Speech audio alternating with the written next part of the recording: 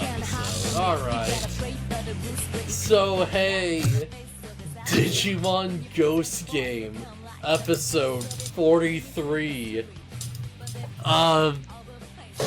So yeah, can we just take a second to let this freaking image sit for a moment? Can we just, you know? Yeah, this one had some pretty crazy visuals. Man, so here's the thing, it's like, this is getting to the point where if you're non to, like, horror, I can see you ducking out. I don't care, this was awesome. This episode by horror was on point, Kyo got game, no plot. Here's the thing. I'm thinking about this and it's like, yo, what? There's no chance in hell that, like, Emma isn't coming back as a recurring side character. Like, you look at this character design for just a second, and it's like, alright, she's got main character syndrome, like, hard. Like, she's a foreigner, she looks super distinct from all of the other background characters like Ruri's friends. She is, like, an established relationship with Kyo. She's gonna presumably be, like, hanging out with the group and, like, you know, doing things with them. She is, like, you know, a pretty developed personality. This, I'm calling it now. This is a new tamer. She does know what Digimon are now. Yeah, even that. She knows what Digimon are. Like, I would Here's the problem. Yeah. Here's the problem. Because she's a foreigner, they could just as easily be like, oh, her time is up, put her back on the plane, we'll never see her again. They could, but would be, like, very surprising to me, I think, at this point. I'm calling it now. This character is going to get either, like, Espamon or Ryutamon.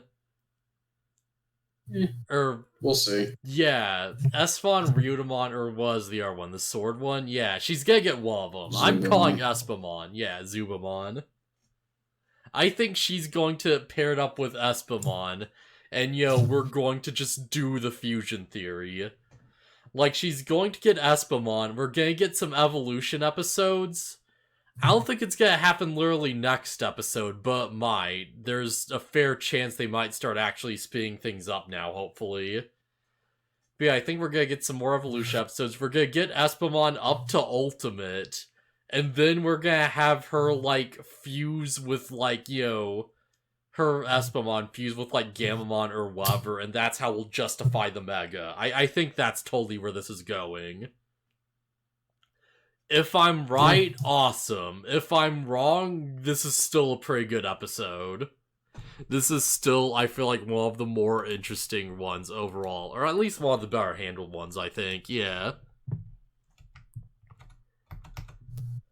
Because, yeah, the whole plot of this episode is that, who knows, I do think with the Ghost Game for a while. I did think we were with a Ghost Game for a while, but it might be a first A+ show. A+ episodes? Okay, yeah. But yeah, big plot of this episode is that, like, Aizmon is a crazy shadow monster with a bunch of red eyeballs, and he is, like, taking people's eyes to replace them with his own eyes that then spread across their body, and the eyes are, like, gathering data for him to make him stronger. And when the eyes are, like, done gathering data and they spread too much, then the eyes will literally, like, scatter across your body and, like, just split you apart. And it'll just, like, you know, they'll just go back to the main mass. And it is weird and creepy and, like, what the crap is... Can I just be frank for a second? This character's gonna have a lot of Rule 34 fan art. Let's be real for a second. They introduced this by just having her show up in, like, a bathroom where Aizmon just starts, like, tying her hands down with, like, black shadow tendrils, and she spends the rest of the episode with, like, evil red eyes, and the weird eyes on her body is, like, Aizmon is, like, you know, in her shadow and stuff, sometimes just looming over her or the crap. People are gonna have a field day with this character. There's gonna be so much fan art. They're going to go nuts with this. Yep, she unfortunately will. Oh, hey, Duff. Yeah, welcome to the episode where Sorry. Digimon Ghost Game goes full body horror and, like, drives the internet crazy. Holy crap, this episode. Try not to think about it. So, if you didn't already look it up, what level Digimon do you think Icemon is? Champion. Okay, so you already knew? I mean, I already knew, but yeah. Okay. I feel like in without that, it's like, he kind of does feel more champion-y than Ultimate. I feel like Ultimates are usually a bit more, like, complicated. Oh, that being said, I could totally see him being Ultimate. But yeah, Icemon is just a fairly strong champion. And he's Do you know just what it evolves really into? cool. I don't know what it turns into, but I know that scatter mode is a thing. Yeah, scatter mode is it's like Icemon scatter mode is its rookie form. It turns into a Orochimon. Really? Huh, so it turns into a giant snake monster. Alright. That's surprising, but I guess it makes sense. The fact that, like, yeah. So I'm pretty sure it's a Digimon they created for the 2020 Adventure reboot. And Orochimon? in the reboot, what? Orochimon or Orokimon? Orochimon. I'm talking about Icemon. Oh, okay, yeah. Icemon was created seemingly for the 2020 reboot of Adventure. And in Adventure 2020, it turns into an Orochimon, and I think that's why. They just decided to, like, in the plot, it turns into an Orochimon. Yeah, interesting. Actually, I think, like, in the card game, both Icemon and Orochimon have effects that, you know, deal with, like, trashing cards from your hand and then drawing new cards. So that actually makes a ton of sense now you mention it. Yeah, I was kind of, like, wondering what was up with that. Yeah, if it was just part of the archetype or what. But yeah, that's cool, but it's also weird because it feels like a downgrade that turns into a form with fewer eyeballs. I mean, it just turns into a stronger Digimon in general. It turns into a snake with a stronger body and lower visual prowess. Digimon really becomes all about fan service. Always has been, man. Always has been. Wouldn't it make more sense if it turned into something with less eyes? Because eyes are vulnerable as heck. No, it has to have more eyes. It has to have bigger eyes. It should turn to a form with, like, larger eyes that are just, like, weaponry. It should turn the eyes into more powerful objects. You know what? This thing should, like, somehow evolve into Duskmon. I don't know how, but that would make sense thematically. Not power-wise, but thematically. I mean, why not Duskmon turn into Icemon? Because Duskmon just seems more, like, solid and, like, complicated, but he still has the eye gimmick. Definitely loses some uniqueness. It should be one big eye, like that one from... Yeah, it should be, like, just a Kirby boss. It should just be, like, a giant, crazy, evil eyeball monster.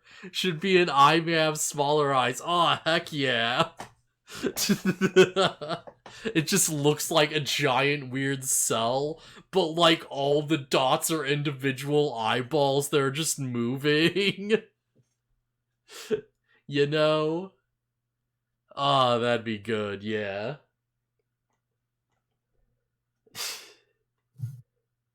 But yeah. So Icemon is, like, possessing Emma, who is, like, a foreigner from America. Gotta keep it creepy. Oh, heck yeah. And, you know, it's, like, making her become more, like, inclined to search out information, while also, like, scanning the area for, like, just visual data to make itself stronger. And eventually she comes clean and, like, tells the group what's going on, and they kind of figure it... No, I think they actually figure out. I don't think she even tells them. I think they just kind of, like, you know, manage to, like, see An all eyeball. of them. Yeah. An eyeball appears on Emma's neck, and Ruli sees it. Yeah, yeah. And, you know, they force her to tell her the deal, and surprisingly, they don't spend that long with the, like, whole, you know, investigation part of the episode. They kind of figure out pretty quickly. And Hero's like, okay, well, of course, like, if it's feeding off of visual information, then all we need to do is we need to cover up all the eyes and just make you close your eyes. So the only way for it to see things is for the actual Digimon to come out itself. Right? And it's like, okay, yeah, logical plan, good conclusion. And yeah, it works. To which we get an extended, honestly pretty glorious looking fight scene. Where, like, everyone has to fight this big, crazy eyeball monster. That's a I think this is the longest we've heard the evolution and battle theme play. Oh yeah, they're like... Where they make one of these themes, they have a full version. They're getting their money's worth out of the full version. Yeah, they're they doing play... the full-on thing. This fight lasts a good long time. And it's great. It's like, Aizmon is a problem, but honestly makes sense because they sell him so hard.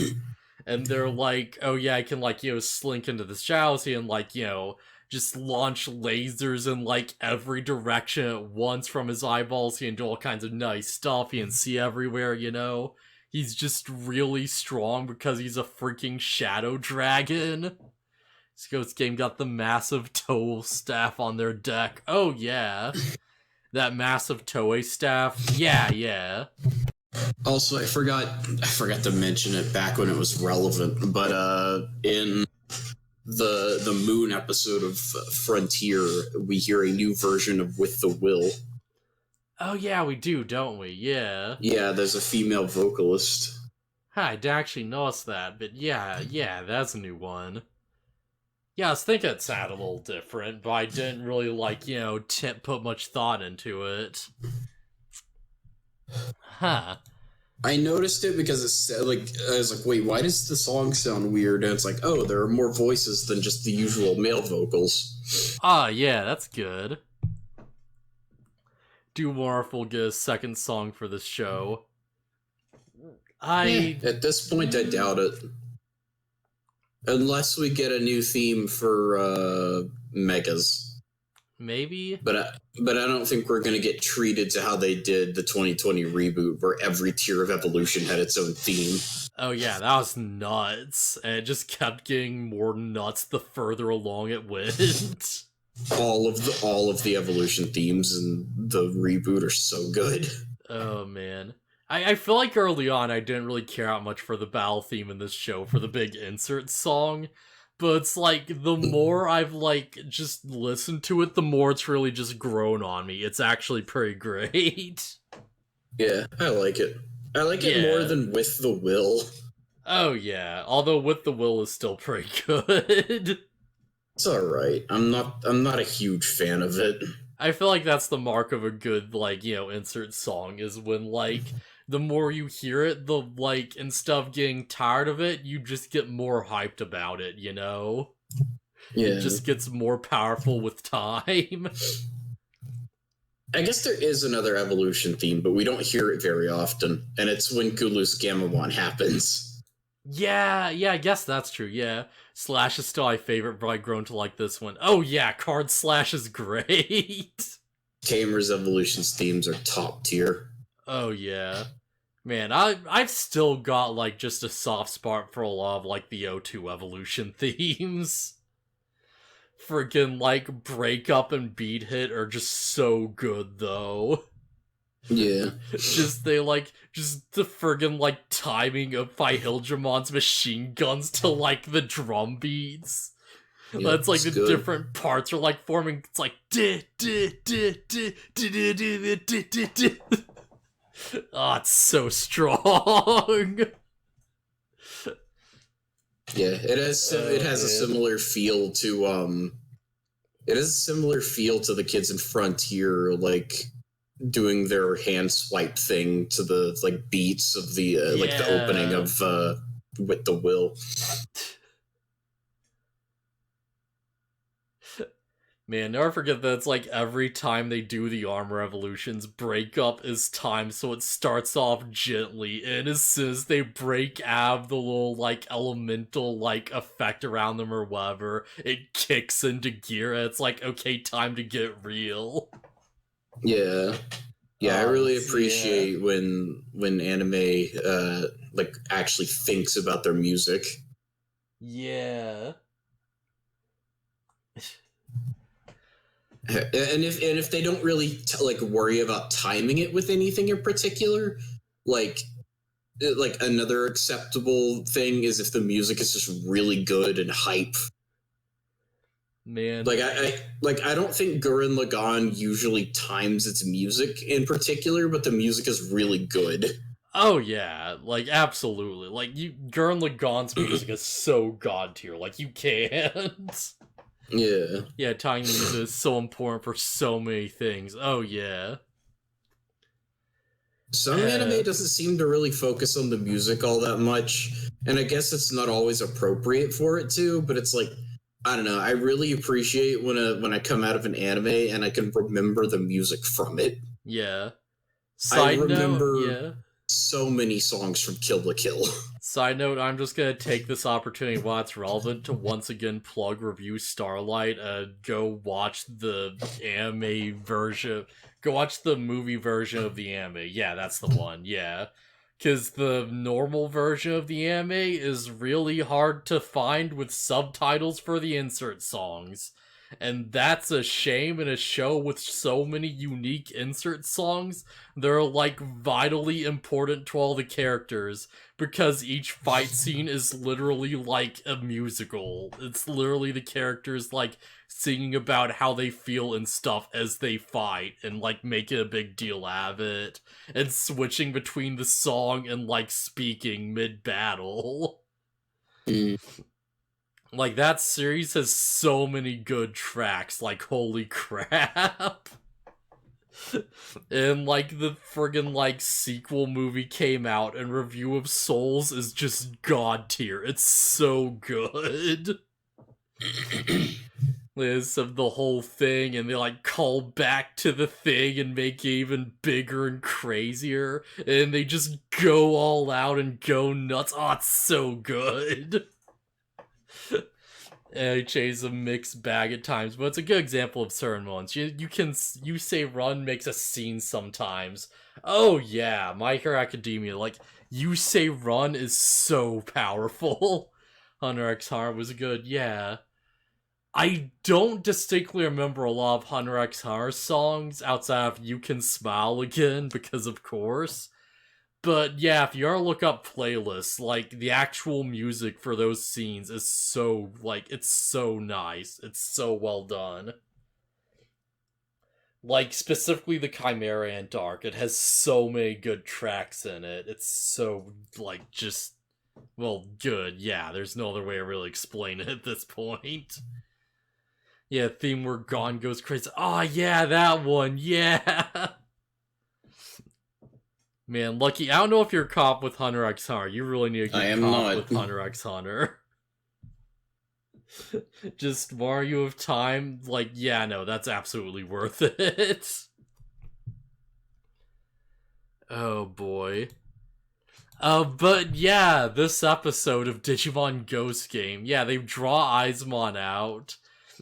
And it's like, okay, well, he's so strong, though, for a champion. You know, we need to, like, stop him from moving. And it's like, oh, well, he's a Shao monster. So if only we had some way to create a lot of light at once. And Gamamon's like, you know what? I've got this.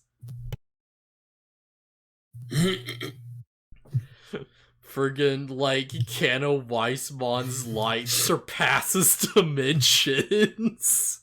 Which is, I don't know, there's something really cool about that line. It's like, so absurdly cool. I have no idea how literal it's meant to be, but it's so cool though. Just evolves into his ultimate form. He becomes this big white shining dragon. As he's like glowing it up, he's shining, my light surpasses dimensions. I will blind you. I will blind everyone. How fun would it be if you just, like, you see Emma and she just starts screaming and it's like, oh jeez, it's going through her eyelids. It's too strong, Gamamon. Shut it off, shut it off. She has so many eyes, oh no. That's some high-fan dialogue right there. Yet, at that point, like, friggin' Icemon should have just started, like, screaming in pain and just died from shock. Jeez. It's like you're being made of eyes and we just put a miniature sun right in front of you.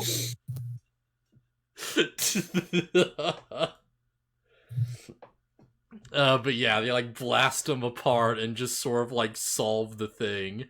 And they just sort of like capture one of the remaining pieces in a little like, bug catcher like container. And they're like, alright, just promise not to do that again, okay? Don't go stealing people's eyes now. And it's like, alright, fine. And they just sort of like let it go. And it's like, well, that solves that problem. And I guess Emma has a thing for Kyo or something, and Jellymon's jealous. She gets blocked by a freaking jellyfish. Yep. Episode Kyo gets the girls, what's not to like? Yeah, this is a great one. This is probably one of my favorite ones in the series so far, if I'm being honest. Just really effective horror, doesn't drag its feet, like, delivers on the fight scene, like, good solution, doesn't break the power scaling or anything. Possibility of stuff actually coming from, like, yeah, this is a strong one. This is a strong contender. I feel like I'd have to really think about, like, because, like, the Skull Greymon Nightmare one was also really good. I like that one a lot, too. What other episodes were, like, really up there? Like, the Pumpkinmon episode was a lot of fun. Of course, the, like, episode with, like, Flare Rizamon. That was a really great one. You know what? Actually, yeah, Flare Rizamon might be above this one. Flare Rizamon was, like, a top-tier episode. Just, it's like, oh hey, there are fire Digimon in the human world that just aren't meshing with things because their way of like saving people involves lighting them on fire to protect them, and it leads to misunderstandings. So like they really want to go back and Hero doesn't know how, but they need this to happen. So just insert fight scene and all of Gamamon's forms get to, like, do stuff and, like, show off their full abilities. It's such a good sub. It's so well done. But yeah. And next time on Digimon Ghost Game, something, hey, Rust, I guess? And then there's a shot of Espamon. And it's like, oh, I wonder if this robot spaceman bear is going to get rusted and we'll have to save him. So that's promising. That's fairly promising. Yeah, good one-offs are great. It's just having my cake in the attitude when it comes to plot stuff is annoying. Our view fun episodic show where stuff happens naturally, or go full in with the plot. Yeah. Like, I feel like at this point, even as an episodic show, they could have definitely worked in actual stuff by now. They could have worked in so many scenes of, like, like stuff just happening in the background and slowly building the plot up in the meantime while all of this is going on. There's, like, really no reason why they couldn't, Yeah, it's kinda crazy. It's kinda nutty. But yeah, I guess any other thoughts about this? No, not really. It's a pretty good episode. Do you think Emma will stick around in next episode, or do you think she's just going to get benched, like, immediately? Benched. Yeah, probably. I feel like my hope is that next episode is like, okay, this character is a tamer now, and Espamon just becomes her Digimon. And that's the episode, and it's like, okay, let's actually do plot for a change now. Let's actually start doing hard continuity at this point. 'Cause why not? 'Cause what the heck are we even doing here? You need to stop having hopes like that. I really need to give up on hope, but you know, I've been playing freaking Danganronpa, and that's really hard lately. I think, I don't remember who said it, but it was one of the members of the Super Best Friend cast regarding something, and there's like, okay, well, you need to take your hope and put it in the trash, and if there's reason to bring it back out, then do so. I think it might have been Pat who said it. It sounds like a very Pat thing to say. Why would I want my hope in the garbage? Then it would get all dirty and stuff. I don't want that. That'd be because I'd drop all kinds of food of over it, and then I'd be like, oh, well, damn it, I guess I need it now. And it'd go all, like, stinky and disgusting.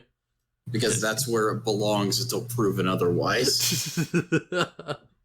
No, I've learned from enough anime and know to never give up and to always do your best, and then you lose and you're like, oh, well, fuck.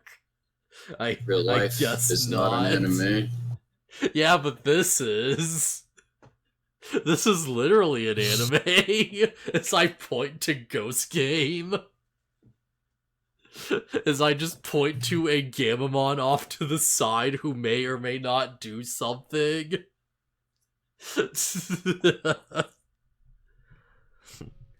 Oh man, anything else we really want to get into here? Nope. Alright. Well, see you guys. Wait, right, yeah, we can do Final Fantasy Raid. Holy crap, I've been forgetting about this. Yeah. See you guys later.